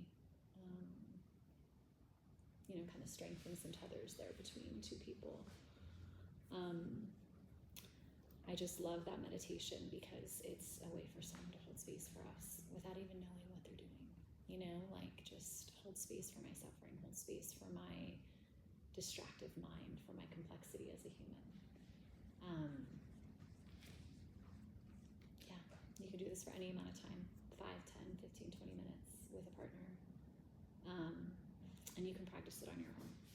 You can set a timer, and every time your mind gets distracted, you can think dukkha and then say sukha out loud. So think the dukkha and say the sukha if you're doing it alone. Just another great tool to have in your toolbox for holding space. Any questions?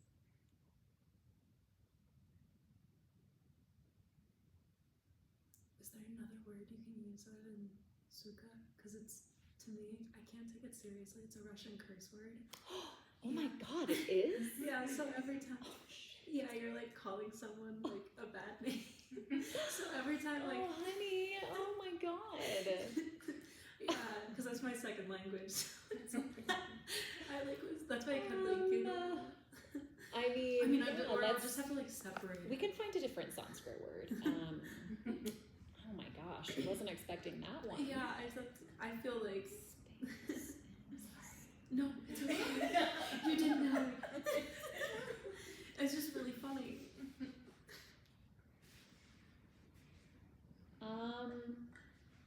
So Akasa Akasa. Okay. is space, Okay. space of consciousness. So you could use Akasa Okay. or Akasa, Akasa. I'm not sure how you pronounce it. Akasa. S A. Yeah, maybe just try that one instead. Thank you. Oh my goodness. Wow. Okay. Sorry. No, I just caught me so off guard. I just like wasn't expecting that, but wow, okay. All right, so those of you at home, I'm gonna wrap this video up. This is the longest one, 2 hours and 11 minutes. Feel free to reach out if you have any questions or if you need packets or other information. Otherwise, I'll catch you later.